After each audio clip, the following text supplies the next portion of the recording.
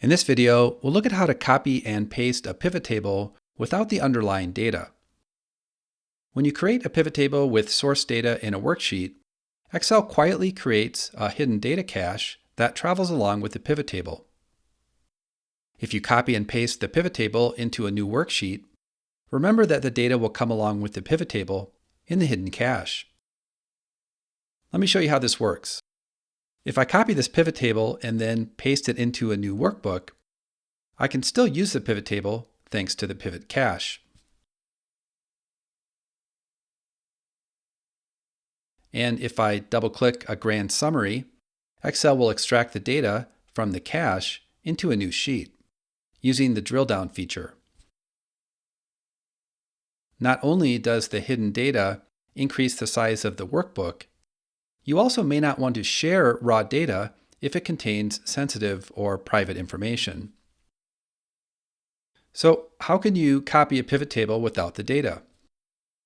Well, the simplest way is to copy and paste using Paste Special. First, select and copy the entire pivot table. You can use Ctrl-A to select the whole table. Next, in a new worksheet, use Paste Special and then Values. This will strip away all the formatting and leave you with just the data. As you can see, this doesn't look that great, but don't worry, we'll fix that next. With the pivot table still on the clipboard, use Paste Special again. This time, choose Formats. This will bring in all of the cell and number formatting. Finally, if you like, you can use Paste Special one more time to bring in the original column widths.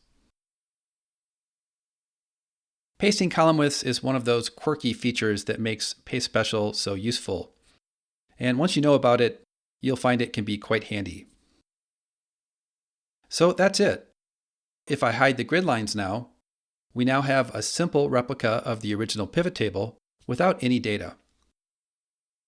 Remember that when you use this approach to copy a pivot table, you'll lose the interactivity of the original pivot table.